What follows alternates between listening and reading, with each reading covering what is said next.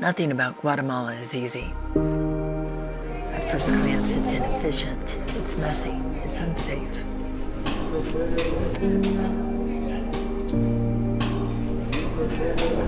But when one takes a step back and attempts to view it through the filter of God, we can begin to see the threads of a tapestry woven together, creating something magnificent.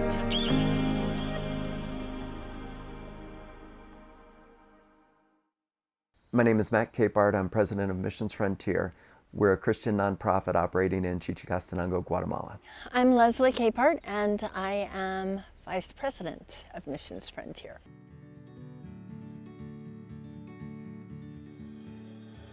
We're often asked what it is that we do.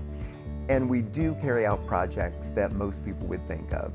With short-term teams, we do build homes. These would be very simple homes for families with material need. We carry out rural medical clinics that serve to refer patients to the hospital for surgery. We have an annual English camp for kids that live at the Guatemala City dump. We do support the local hospital in providing surgeries to the local community.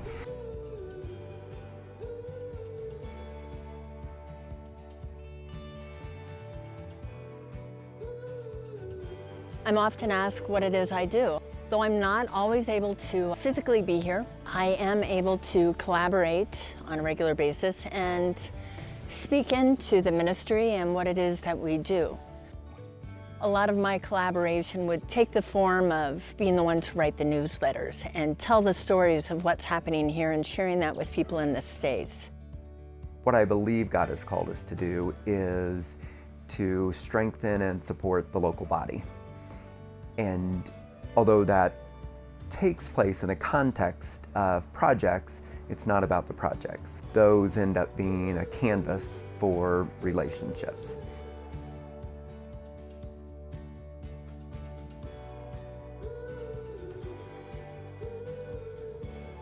So whether that is short-term teams and the interaction with communities, whether that's the hospital, whether that's the hotel, if we look inside of each of those, what we're going to find are one-on-one relationships. Years before we came to Guatemala, Matt had at one point mentioned wanting to do something mission-related. And my precise words at that time were, "over my dead body." At the point, I had come to Guatemala on a trip to dedicate a school that was built in my grandfather's name. And while here, I felt in kind of an overwhelming peace that passed any kind of understanding, certainly my understanding, about wanting or feeling like God was asking us to come move here. When asked, what made us come here? And our answer typically being, or always being, obedience. But that obedience, not just blind obedience, but with purpose. And that obedience first to glorify God. And then we've seen time and time again, through that obedience, God building our faith, and building our faith through hardship.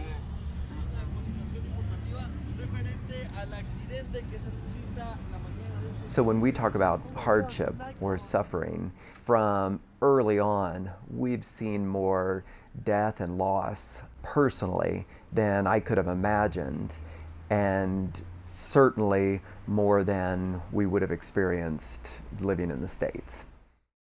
I don't think I ever could have anticipated really the reality of living in Guatemala and what that would mean for my children. When we first got here, kind of the realization we had made this decision out of obedience and kind of what that meant for Matt and I, almost willing, hey, if that meant it cost us our life or whatever, we were willing to sacrifice that. But when it came to our children, realizing this wasn't a decision because they were so young that they made. In those first few months, it was overwhelming in the beginning, and it came to a moment, and a very specific moment that I can remember, am I willing to give my kids over to God?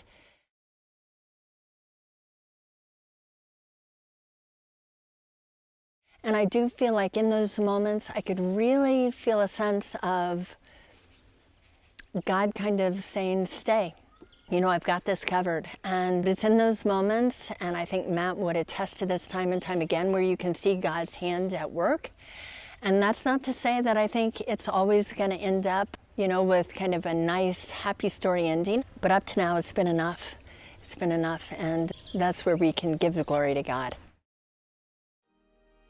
One of Leslie's favorite analogies is the tapestry, which is made here locally, sold in the markets. And on the front, we've got this beautiful pattern, but on the back, it's just a mess of knots and strings. And it's a good representation of the day-to-day of looking for God at work in Guatemala. Because although we can see Him in the mountaintop experiences, in the midst of suffering, in the midst of loss, He can be difficult to see, difficult to find. But like that tapestry, if we turn that over and look, what those knots are, it's an intersection of two threads.